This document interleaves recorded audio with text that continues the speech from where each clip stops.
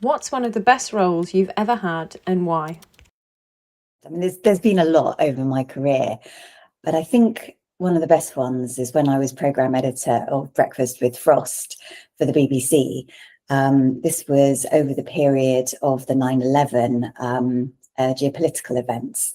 And at the time, it was the most written about, most talked about current affairs show in the UK. So it was a huge responsibility to hold truth onto power, to force transparency, to hold important people to account through the medium of this program. And it was a real privilege to be doing it at that particular time in history. And I did that for a few years.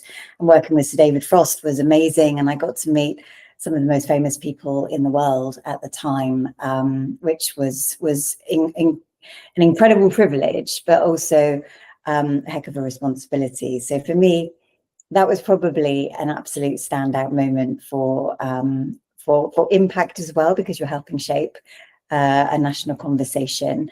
You know, my KPIs were not just making a great show, but making sure that we managed to trigger a national debate. So you'd get pick up in the radio programs after the show and television news, and hopefully you'd help shape a national conversation through the newspapers. So back in the day when newspapers helped kind of rule the roost about what people were consuming in terms of news and current affairs content, it would be amazing if you could help get headlines with important quotes from key people explaining better what was happening and why.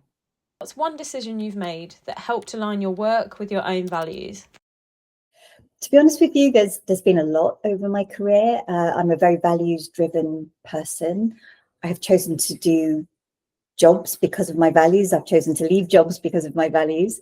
But I suppose the thing that kind of acts like a kind of golden thread through that is I only got the opportunities I got through my career, and I've only got to where I am because people believed in me and because I was given opportunities. And that started even when I was 15 and I was given work experience and an opportunity to go and work in central London at ITN back when they were based at Wells Street, when I wanted to work in television journalism. And so the value I bring is that sense of wanting to help create a level playing field, particularly when I'm thinking about access and inclusion, and any person who might otherwise be disadvantaged or not given the opportunity. I try really hard to make sure that I'm giving people opportunities to grow and opportunities to try things that they might not otherwise get the chance to try. And I have several times through my career, more times than I can remember, helped arrange work experience for young people. I continue to do that. I've done that twice this year.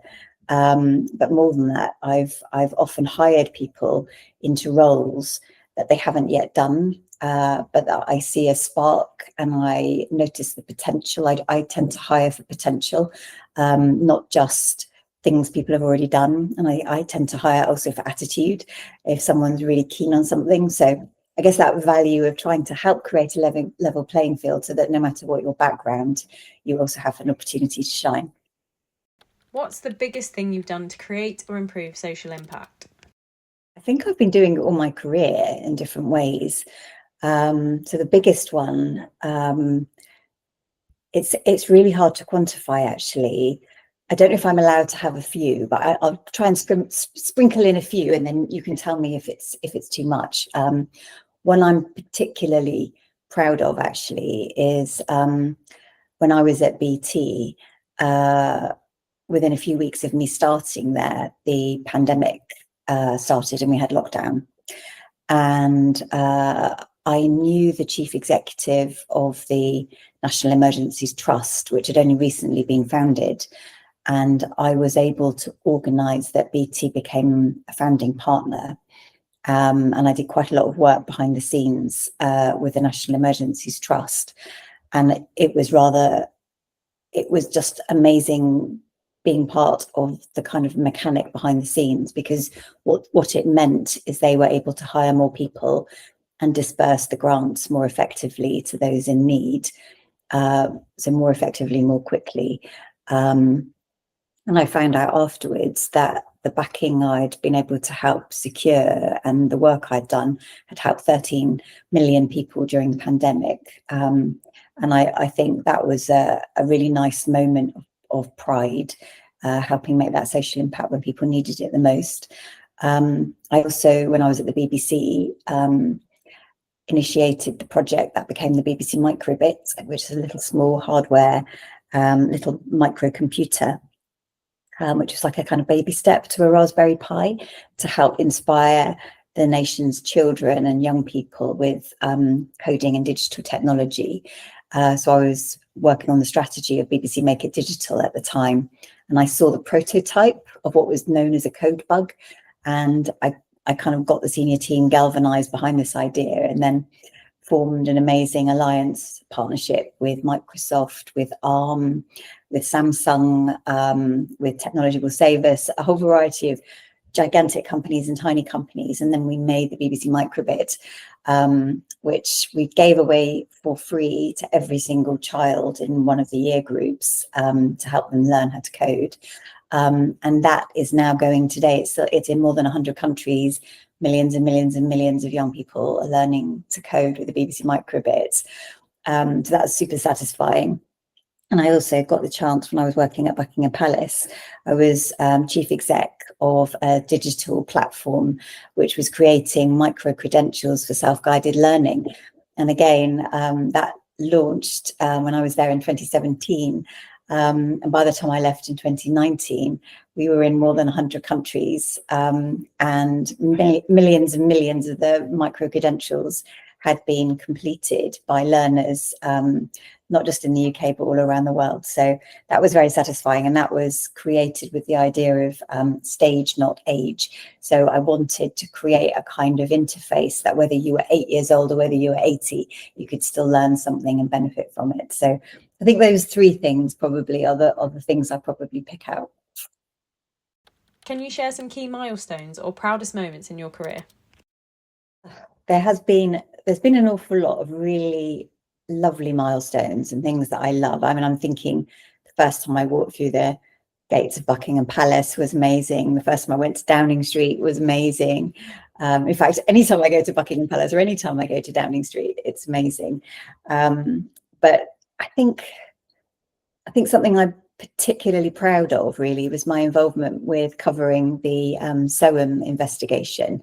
So a number of years ago, a school caretaker called Ian Huntley murdered two 10-year-old schoolgirls, Holly Wells and Jessica Chapman. The Cambridgeshire Constabulary were covering, were kind of doing the investigation to try to find out who had committed the murders. And I got the opportunity through the BBC to lead the news and current affairs coverage. So I was embedded with Cambridgeshire Constabulary for around 9 months while they were building their case against the perpetrators. And I found that an incredibly interesting experience, but more than that, I mean, it was a very, very tough assignment in lots of different ways, as you might imagine. But the journalism I was doing behind the scenes, particularly one memorable piece discovering the charge sheet that North East Lincolnshire Social Services had on Ian Huntley, so all the things he'd done from a very young age. And I realised that the social services computer system and the police computer system weren't talking to each other. And it was a bit of a penny drop moment, realizing that, you know, if only the computer systems were more aligned and there were proper checks in place, a man like Ian Huntley would never have got a job as a school caretaker. So although I was leading the news and current affairs coverage, I was obviously a producer behind the scenes and doing lots of work behind the scenes. So that was a little footnote in history in a way. That journalism and that case helped really lead to the Bishard inquiry, which led to the very first CRB checks, which is now what we know as DBS checks today. which are used to help with safeguarding. So if you ever work with vulnerable people or with children, you have to go through certain checks, and even for example, working big organizations, you'll often have to go through a DBS check. That's all happened as a consequence of the Bishard inquiry. So I feel quite proud that some of the work I did back then, even though my work was only a relatively small amount in comparison to all the work that came afterwards, it was all part of that. And so I feel quite proud that I think if we've even protected one child's life as a consequence, I think that's something to be proud of. What's one project or piece of work that taught you a big lesson about impact, and what did you take from it? Project that taught me something about impact. I think I'm going to go for comic relief. So I was very lucky when I was working at the BBC on a number of occasions to help support comic relief. And I made a number of films for comic relief. One of which went with James Nesbitt, the actor, to South Africa. Made an amazing film with him there, meeting young boys who had previously been in prison but were out of prison and learning agricultural skills as a way of helping equip them with a different way of looking at life, like proper skills. It's like the old give a man a fish, give a man a rod and teach him how to fish rather than give him a fish. So what comic relief taught me was the power of story when you're trying to make impact. If you make things relatable and if you make them human, then people understand and then people care. It's too easy, I think. There's lots and lots of wonderful, wonderful causes out there, but if you don't tell the story well and you can't create those human connections and help people who might be in a position to give either time, energy, or money to help support the cause, if they don't get it and they can't understand why it matters, then that opportunity will just slip by. So I think comic relief was a wonderful way of just learning that power of connection through story. What's a piece of strategic advice you found yourself giving more than once? I think the one I would probably say is the one I've said the most is follow your heart. So I don't know whether you'd count that as strategic, but I think you can give a lot more of yourself, your time, your energy, your passion, if you truly are throwing yourself into things where you really care. So follow your heart is really important. And then another one I've often used to help people over the years is, if it doesn't open, it's not your door. And just be aware that there's lots and lots and lots of opportunities in life. And if something doesn't work out for you, it doesn't mean to say that all things won't work out for you. It just means that that particular thing wasn't right for you. So I've often used that to help comfort people, but also to give them hope. What's one learning from delivering work at scale you think others should know? You can't do it all yourself. And I think the sooner you realize that, the better. So the most important thing in my experience, and I've now made lots and lots and lots of projects that have had huge, not just national, but sometimes global impact, is build a network of advocates. Help your advocates fall in love with your cause or your product or your service, because your advocates can then, with great authenticity of voice, speak on your behalf. And it's so much better than when you do it. Because if someone who's using the product or the service or supporting the cause is talking about it, there's a credibility and an authority and an authenticity there, which is just magic. And people buy from people. People support people.